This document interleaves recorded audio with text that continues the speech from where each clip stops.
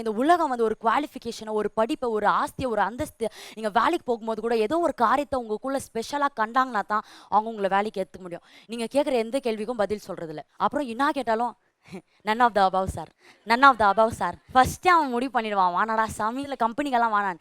ஏதோ ஒரு தாளந்து உங்களுக்குள்ள இருந்தா தான் இந்த உலகம் உங்களை தகுதியானவர்கள் என்று ஏற்றுக்கொள்ளும். ஆனா கர்த்தர் உங்களை பார்க்குற பார்வை, கர்த்தர் உங்க மேல வைத்திருக்கிற அந்த நோக்கம், கர்த்தர் உங்களுக்கு கொடுத்திருக்கிற எபிலிட்டியை நீங்க மட்டும் தட்டி அண்டர் எஸ்டிமேட் பண்ணாலும் கர்த்தருக்கு தெரியும் உங்களை கொண்டு உங்களுடைய பலவீனத்துல அவருடைய காரியங்கள் என்ன செய்ய வேண்டும் என்று நம்முடைய தேவனுக்கு நன்றாக தெரியும். எஸ்தருடைய குவாலிஃபிகேஷன் என்னன்னா அடிமை, அனாதை. ஆனாலும் அந்த நேரத்துல கூட அந்த அடிமை, அனாதை என்று கர்த்தர் பார்க்காம அவளை பார்க்கும்பொழுது கர்த்தர் 127 தேசத்திற்கு ராஜாத்தியாக மாற்றி அவர் தகுதி இல்லைனாலும் அவருடைய குவாலிஃபிகேஷன், அவருடைய அழகு, எதுவுமே அந்தஸ்து எதுவுமே அந்த லெவலுக்கு ஈடாக ஆகலைனாலும் கர்த்தர் அவளை அந்த இடத்துல வைத்து அவளை ராஜாத்தியாக கர்த்தர் மாற்றினார்.